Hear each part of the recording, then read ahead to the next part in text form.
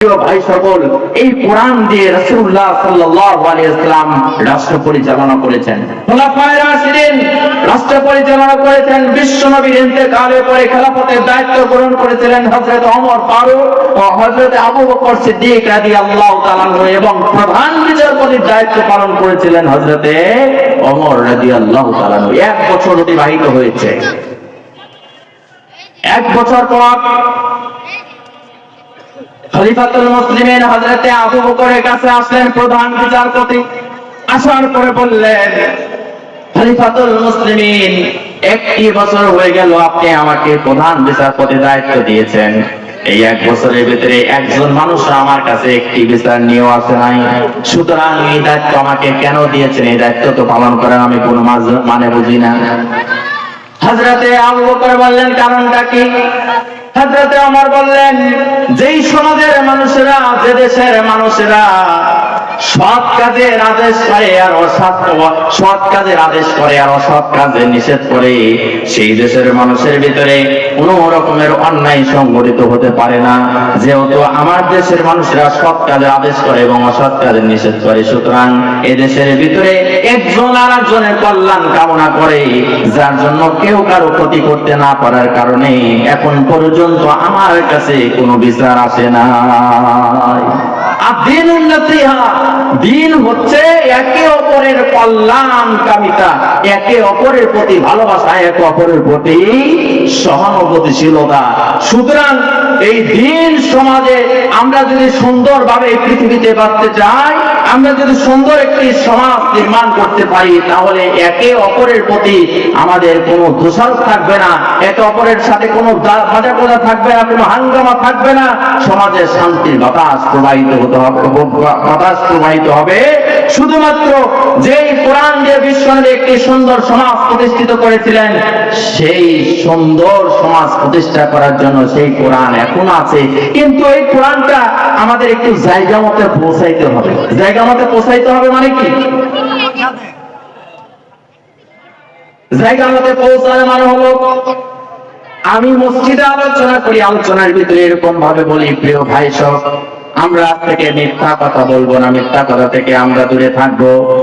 আলোচনা করি ভাই, আমরা সকলেই নামাজ পড়ি, নামাজ পড়ার জন্য আসি। রমজান মাস আসলে আলোচনা করি, ভাইরা আমার, আমরা তাদের সামর্থ্য আছে আমরা যাকাত প্রদান করব। কিন্তু এই পবিত্র কোরআনুল কারীম যদি সংসারে চলে যায়, তখন আর কোনো অনুরোধ থাকবে না, তখন হবে আদেশ। কেটে রাখি হবে, আদেশ হবে। যারা কোরআন দিয়ে রাষ্ট্র পরিচালনা করবে, তারা চারটি কাজ করবে। কয়টি কাজ ধরে বলেন? চারটি কাজ করবে। এক নাম্বার কাজ হলো তারা সালাত কায়েম করবে, সমাজে সালাত প্রতিষ্ঠিত করবে। কিভাবে সালাত প্রতিষ্ঠিত করবে? প্রিয় ভাই সকল, একটু আপনাদেরকে নমুনা দিতে চাই। যখন এই মসজিদে আযান হয়ে যাবে, মানুষরা প্রতিদিন সকালবেলা উঠে যেমন তার কাপড়, তার পোশাক আশাক পরিধান না করা পর্যন্ত বাহিরে হয় না, উলঙ্গ হয়ে যেমন বাহিরে হওয়াকে অপছন্দনীয় মনে করে, সমাজে যখন সালাত প্রতিষ্ঠিত হয়ে যাবে, সালাত ছাড়া মানুষের মনের ভিতরে সেরকম অশান্তি এবং অপছন্দনীয় মনে হবে। যারা ইসলামী আন্দোলন করে, যারা ইসলামী সমাজ প্রতিষ্ঠা করতে পারবে, এই কোরআনে যদি সংসার যদি এই পবিত্র কোরআনুল কারীম চলে যায়, তাহলে তাদের এক নাম্বার কাজ থাকবে হলো সালাত প্রতিষ্ঠা করা। সমাজে প্রত্যেকটা মানুষ নামাজি হয়ে যাবে। প্রত্যেকটা মানুষের ভিতরে নামাজের সকল হুকুম আহকাম মেনে যখন নামাজটা তারা প্রতিষ্ঠিত করতে পারবে, তাহলে ওই সমাজের প্রত্যেকটা নামাজি মানুষ কখনো কারো কোনো অন্যায় করতে পারবে না। কারণ আল্লাহ তাআলা পবিত্র কোরআনুল কারীমের ভিতরে বলেছেন, ইন্নাস সালাতা তানহা আনিল ফাহশাই ওয়াল মুনকার। সালাত হলো মানুষকে অন্যায় এবং অশ্লীল কাজ থেকে দূরে রাখে। এটা কার কথা? জোরে বলেন। কার কথা? আল্লাহর কথা। আল্লাহর কথা যদি হয়ে থাকে যে নামাজ মানুষকে সকল প্রকার অশ্লীল এবং বেয়াদবির কাজ থেকে দূরে রাখে, তাহলে আপনাদের কাছে আমার জানার বিষয়, আপনাদের কাছে আমার প্রশ্ন, নামাজ পড়ার পরে আমার দ্বারা আপনার দ্বারা অন্যায় হয় কি হয় না? বলেন, অন্যায় হয় কি হয় না? তার মানে আল্লাহ যে নামাজের কথা বলেছেন, আমরা সেই নামাজ এখন পর্যন্ত পড়তে পারি না। সুতরাং যদি কোরআন যদি সংসদে চলে যায়, তাহলে আল্লাহর যারা খলিফা হবেন, যারা প্রতিনিধি হবেন, তাদের 1 নাম্বার কাজ থাকবে সমাজে সালাত প্রতিষ্ঠা করা রাষ্ট্রীয়ভাবে। এখন মনে করেন যে আমরা আপনার বাড়িতে একটা আপনি গাছ গাড়লেন, তেঁতুল গাছ। কি গাছ? তেঁতুল গাছ। তেঁতুল গাছ গেড়ে আপনি আল্লাহর কাছে দোয়া করলেন, আল্লাহ এই বছর আমি গরিব মানুষ, আল্লাহ গো আমি যে তেঁতুল গাছের বীজটা আমি বুনেছি, এই তেঁতুল গাছ থেকে তুমি একটু আমের ব্যবস্থা করে দাও, আমি গরিব মানুষ, আম তো কিনতে পারি না। এই দোয়া যদি করি তাহলে কি সেখান থেকে আম ধরবে না তেঁতুলি ধরবে? এলাকার বড় বড় হুজুর, যত ওলামা একরাম আছে, সমস্ত ওলামা একরামের কাছ থেকে যদি পানি পড়া নিয়ে এসে যদি তেঁতুল গাছের নিচে যদি ঢেলে দেন, ঢেলে দেওয়ার পরে যে আল্লাহর কাছে দোয়া করেন যে আল্লাহ সমস্ত হুজুরের কাছ থেকে আমি পানি পড়া নিয়ে এসেছি, সেই পানির বরকতে হলো অন্তত এবার তুমি আমার তেঁতুল গাছে একটু আম ধরায় দাও, ধরবে নাকি? ধরবে না। সুতরাং আমরা যদি সমস্ত আলেম ওলামা যদি আল্লাহর কাছে দোয়া করি, সব দেশের মানুষ যদি আল্লাহর কাছে দোয়া করে, আল্লাহ আমাদের এই দেশটা তুমি শান্তির দেশ বানায় দাও, আমাদের এই দেশটা তুমি ভালো বানায় দাও, হবে না যতক্ষণ পর্যন্ত না কোরআন সংসদে আমরা পাঠাতে না পারবো। কথা বলেন ঠিক কিনা? সুতরাং ভালো ফল পাওয়ার জন্য এই কোরআনকে সংসদে পাঠিয়ে দেবে। যখন সংসদে যখন এই কোরআন যাবে, তখন আর অনুরোধ থাকবে না, তখন হবে আদেশ। তখন কি হবে?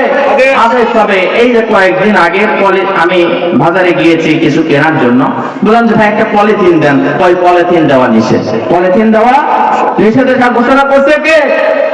সরকার ঘোষণা করে দিয়েছে যে পলিথিন আর কি করা যাবে না, ব্যবহার করা যাবে না। এটা ওরা আদেশ করেছে, সব জায়গায় বন্ধ হয়ে গেছে। সংসদ থেকে যদি আদেশ হয় যে বাংলাদেশের প্রত্যেকটা মুসলিম 5 ওয়াক্ত নামাজ পড়তে হবে, 1 ওয়াক্ত নামাজও কেউ বাকি রাখতে পারবে না, 1 ওয়াক্ত নামাজও কেউ কাজা করতে পারবে না, তাহলে কার মসজিদের মেম্বার থেকে ইমাম সাহেবকে আর অনুরোধ করা দরকার আছে? আর দরকার নাই। তাহলে ইসলামী সমাজ যদি প্রতিষ্ঠিত হয়, তাদের 1 নাম্বার কাজ হবে সালাত প্রতিষ্ঠা করা। 2 নাম্বার কাজ থাকবে হলে সমাজে যাকাত প্রতিষ্ঠা করা। যাকাত প্রতিষ্ঠিত না হওয়ার কারণে আমাদের ঘরে ঘরে সুদের ব্যবস্থা চলে এসেছে। কথা বলেন ঠিক কিনা?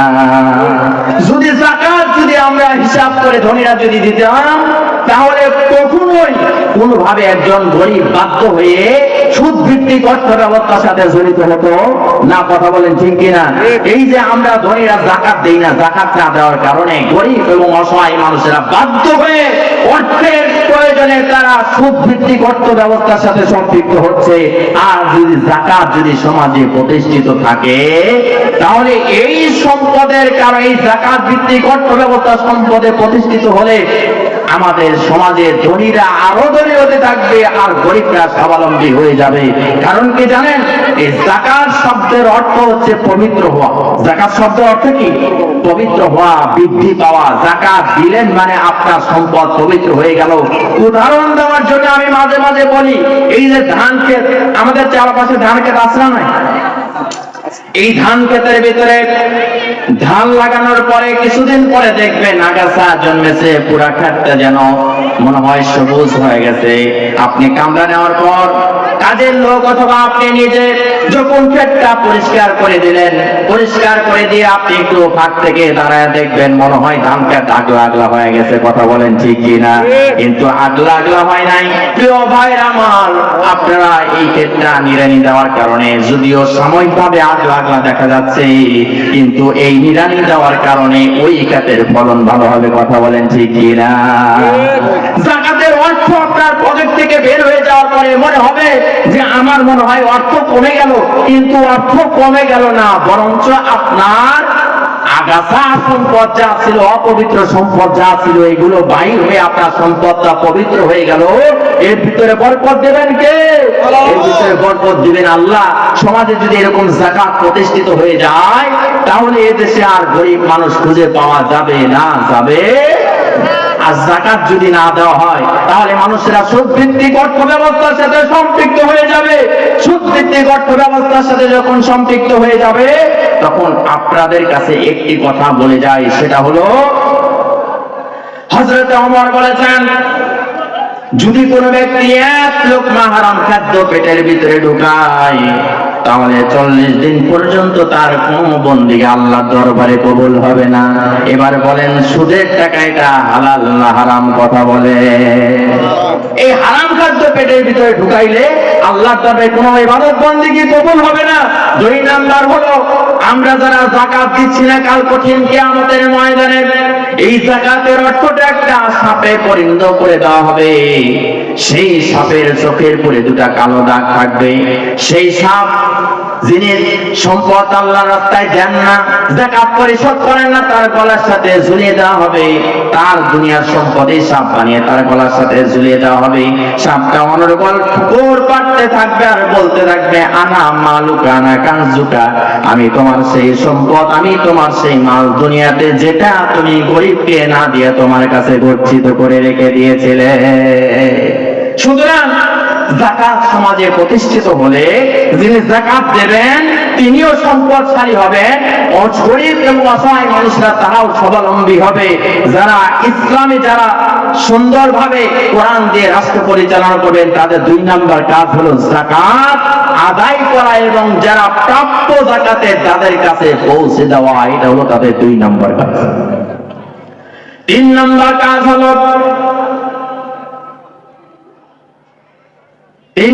কাজ হলো সৎ কাজের আদেশ করা। সৎ কাজের আদেশ কিভাবে করবে? সৎ কাজের আদেশ হলো ভালো কাজের আদেশ করতে হবে। যেখানে ভালো কাজ চলে না সেখানে ভালো কাজের আদেশ করতে হবে। যারা কোরআন দিয়ে রাষ্ট্র পরিচালনা করবে তারা সৎ কাজের আদেশ করবে, কোনো অনুরোধ করবে না। 4 নাম্বার কারণ হলো 4 নাম্বার হলো যারা কোরআন দিয়ে রাষ্ট্র পরিচালনা করবে তাদের 4 নাম্বার কাজ হলো নাহি আনিল মুনকার, খারাপ কাজ থেকে তারা মানুষদেরকে বিরত রাখবে। সৎ কাজের আদেশ আর অসৎ কাজের নিষেধ, এই কাজ যদি আমাদের ভিতরে যদি না থাকে তাহলে আল্লাহ রাসূল সাল্লাল্লাহু আলাইহি ওয়াসাল্লামের একটি হাদিস আপনাদের কাছে শুনিয়ে যায়। আল্লাহ রাসূল সাল্লাল্লাহু আলাইহি ওয়াসাল্লাম বলেছেন, যখন সৎ কাজের আদেশ আর অসৎ কাজের নিষেধ বন্ধ হয়ে যাবে তখন তোমাদের উপরে জালেম শাসক আল্লাহ তাআলা চাপিয়ে দিবেন। কি চাপিয়ে দেবেন? জালেম শাসক চাপিয়ে দেবেন। আমাদের উপরে জালেম শাসক আল্লাহ তাআলা চাপিয়ে দিয়েছিলেন আমাদের ভিতর সৎ কাজের আদেশ আর অসৎ কাজের আদেশ নিষেধ না থাকার কারণে আল্লাহ তাআলা আমাদের উপরে দয়া করেছেন, রহম করেছেন, করম করেছেন, যার জন্য 2024 সালে আবারও আল্লাহ তাআলা আমাদেরকে স্বাধীনতার সুখ আল্লাহ তাআলা আমাদের ভোগ করার তৌফিক দিয়েছেন। সুবহানাল্লাহ। এই কোরআন আজকে এখানে পবিত্র কোরআনের মাহফিল যে হচ্ছে, গত বছর এই পবিত্র কোরআনের মাহফিল এখানে বসে করার কথা ছিল, কিন্তু এক জালেমের দোষরদের কারণে, কিছু জালেমের দোষরদের কারণে এই পবিত্র কোরআনের মাহফিল গত বছর ঠিক মতো করা হয় নাই। যারা কোরআনের মাহফিল করার উদ্যোগ নিয়েছেন তাদেরকে ডিসি অফিসে হাঁটতে হাঁটতে অন্তত 2 থেকে 3টা জুতা তাদের ক্রয় করার প্রয়োজন হয়েছে। কিন্তু আল্লাহ তাআলা আমাদেরকে স্বাধীনতা দিয়েছেন, কিন্তু আমাদেরকে কিন্তু এখনো পূর্ণ বিজয় দান করেন নাই। বিজয় এখন পর্যন্ত আসেন নাই। বিজয় আসবে সেদিন যেদিন এদেশের আকাশে কালিমার পতাকা উড়বে। কালিমার পতাকা উড়লে কি হবে? আমাদের কিছু ভাই তারা অপব্যাখ্যা করে যে যদি ইসলামপন্থীরা যদি ক্ষমতায় যায়, জামাত ইসলাম যদি ক্ষমতায় যায় তাহলে নারীদের কি হবে? প্রিয় ভাই সকল, নারীদের কি হবে? নারীদের স্বাধীনতা আরো বাড়বে। নারীদের স্বাধীনতা আরো বাড়বে। কিভাবে বাড়বে? নারীদের জন্য আলাদা দোকান থাকবে, নারীদের জন্য আলাদা কলেজ ইউনিভার্সিটি থাকবে, নারীদের জন্য আলাদা কার্যালয় থাকবে। তারা সেখানে স্বাধীনভাবে কাজ করবে। যখনই মসজিদের আযান থেকে, মসজিদের মাইক থেকে হাইয়া আলাস সালাহ হাইয়া আলাল ফালাহ শব্দ যখনই আসবে তারা সেখানে নির্বিঘ্নে আল্লাহ তাআলার ইবাদত বندگی করতে পারবে, স্বাধীনভাবে তারা কাজ করবে। অন্য দিক থেকে দেশের যত নারী নাগরিক আছে তারা সুন্দরভাবে সেখান থেকে সেবা নিতে পারবে। এবার বলেন, নারী পুরুষ যদি একই অফিসের ভিতরে কাজ করে আর নারী পুরুষ যদি একই অফিসের ভিতরে কাজ করার জন্য যায়, ওই জায়গায় আরেকজন মানুষ থাকে, আরেকজন লোক তার ভিতরে থাকে, তার নাম হলো শয়তান। কথা বলেন ঠিক কিনা? এই যে বিভিন্ন রকমের ঘটনা মাঝে মাঝে পত্রিকায় আসে। পত্রিকায় কিভাবে আসে? আমরা দেখি যে একজন মেয়ে তার কলিগের সাথে চলে গিয়েছে বাসায় 3টা ছেলে নিয়ে রেখে। এরকম ঘটনা ঘটে কি ঘটে না? কিন্তু ইসলামী রাষ্ট্র যদি প্রতিষ্ঠিত হয়, নারীদের কর্মস্থল আলাদা থাকবে, পুরুষের সাথে তাদের চলার কোনো সুযোগ থাকবে না। কিন্তু নারীরা এখন যেভাবে কাজ করতেছেন, তাদের এই সকল কাজের এই সুযোগ থাকবে। শুধু ইসলাম তাদের যে সম্মান দিয়েছে, তাদের যথাযথ সম্মান পর্যন্ত ইসলাম তাদেরকে পৌঁছে দিবে ইনশাআল্লাহ। এরপরে আমরা বলি যে যদি ইসলাম পন্থীরা ক্ষমতায় আসে, তাহলে তারা এই দেশটা কি যে করবে আল্লাহ জানে। প্রিয় ভাই সকল, আমাদের পার্শ্ববর্তী দেশ, আমরা আমাদের মসজিদ থেকে, আমাদের দেশের বিভিন্ন মসজিদ থেকে ইমাম এবং খতিব সাহেবরা তারা আমাদের পাশের আমাদের দেশ আর মুসলিম দেশ আফগানিস্তানে আমরা অর্থ পৌঁছে দিয়েছি তাদের বিপদের সময়। কথা বলেন ঠিক কিনা? আমরা পৌঁছে দেই নাই? এই যে মুরব্বী আছেন, এই যে ভাই আছেন, আমরা এদের মাধ্যমে আমরা তাদের কাছে অর্থ পৌঁছে দিয়েছিলাম। আপনারা জানেন এই আফগানিস্তান প্রায় 20টি বছর একটি বিশাল একটি রাষ্ট্র, শক্তিশালী রাষ্ট্র আমেরিকার সাথে 20 বছর যুদ্ধ করেছে। 20 বছর যুদ্ধ করার পরে অর্থনৈতিক ভাবে তারা ভেঙে পড়েছিল, কিন্তু আল্লাহ সুবহানাহু ওয়া তাআলা তাদেরকে বিজয় দান করেছেন। বিজয় দান করার পরে কি হয়েছে? আল্লাহ তাআলা পবিত্র কোরআনুল কারীমের ভিতরে ইরশাদ করেছেন, ওয়ালাউ আন্না আহলাল কুরা আমানু ওয়াত্তাকাউ লাফাতাহনা আলাইহিম বারাকাতিম মিনাস সামাই ওয়াল আরদ। আল্লাহ তাআলা ঘোষণা করেছেন, যদি জাতির লোকেরা ঈমান আনার পরে আমাকে ভয় করে, আল্লাহকে ভয় করে, তাহলে আল্লাহ তাআলা তাদের জন্য কি করবেন? তাদের জন্য আসমান এবং জমিনের সমস্ত রহমতের দরজা আল্লাহ তাআলা খুলে দেবেন। খুলে দিয়েছেন কি দেন নাই? আফগানিস্তানের জন্য খুলে দিয়েছেন কি দেন নাই?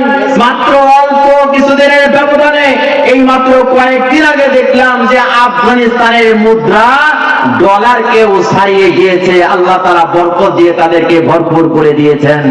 একটা কথা মনে রাখবেন, যে জাতির নেতৃস্থানীয় ব্যক্তিরা আল্লাহ তাআলাকে ভয় করে, সেই জাতির উপর আল্লাহ তাআলার দয়া এবং রহমত এবং করুণা বর্ষিত হয়।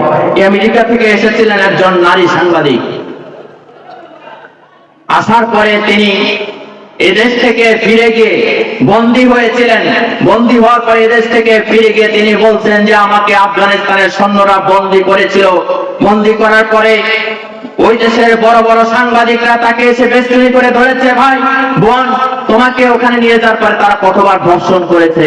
নারী সাংবাদিক, অমুসলিম নারী সাংবাদিক, তিনি বলেছেন যে আফগানিস্তানের সৈন্যরা আমাকে ধরে নিয়ে গিয়েছিল, আফগানিস্তানের তালেবানরা আমাকে নিয়ে গিয়েছিল, কিন্তু একজন বোনের সাথে তার ভাই যে আচরণ করে আমার সাথে সেই আচরণ করেছে, শেষ পর্যন্ত সেই বোন ইসলাম ধর্ম গ্রহণ করেছে। আমেরিকা থেকে বেশ কিছু লোকজন এসেছে তৎকালীন তালেবানদের যিনি প্রধান ছিলেন মোল্লা ওমরের সাথে সাক্ষাৎ করার জন্য। মোল্লা ওমরের সাথে সাক্ষাৎ করার জন্য বসেছেন একই জায়গায়। কথাবার্তা শেষ হয়েছে। শেষ হওয়ার পরে তাদের জন্য নাস্তার ব্যবস্থা করেছেন। সাংবাদিকরা নাস্তা খাচ্ছেন, মোল্লা ওমর শুকনা রুটিগুলো ভিজে ভিজে মুখের ভিতরে দিচ্ছেন। সাংবাদিকরা জিজ্ঞাসা করলেন, ভাই আমাদের জন্য এত সুন্দর খাবারের ব্যবস্থা করেছেন, কিন্তু আপনি কেন শুকনা রুটি খাচ্ছেন, আমরা একটু জানতে চাই। এই কথা বলার পরে মোল্লা ওমর বললেন, ভাই আমার শোনেন, আমি যে এই শুকনা রুটি কি কারণে খাচ্ছি একটু আপনাদেরকে বলি।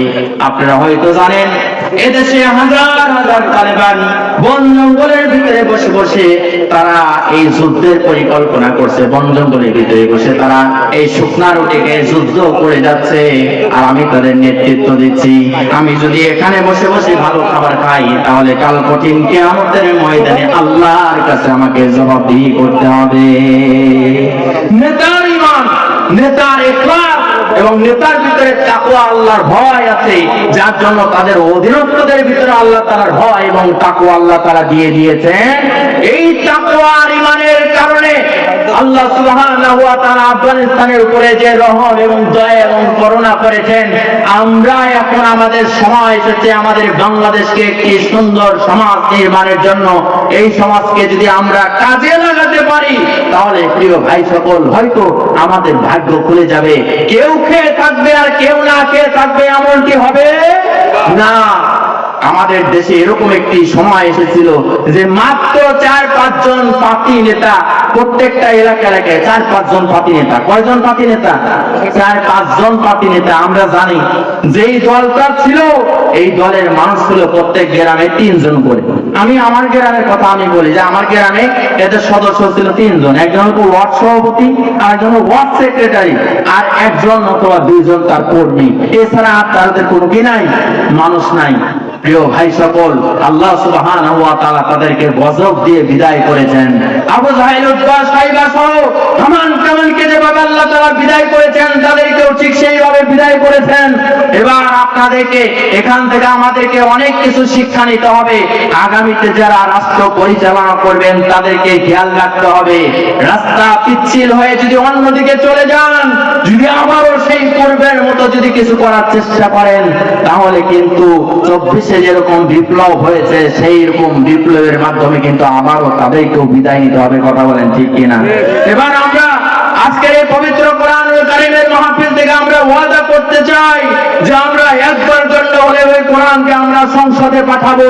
যারা কোরআনের কথা বলবে, যারা কোরআন দিয়ে রাষ্ট্র পরিচালনা করবে, যারা কোরআন দিয়ে রাষ্ট্র পরিচালনা করবে, প্রত্যেকটা মানুষের কাছে তাদের অধিকার হক পৌঁছে দেবে ইনশাআল্লাহ। আমরা একবারের জন্য হলেও আমরা এই কাজটা করতে চাই। আমরা সকলে রাজি আছি তো ইনশাআল্লাহ?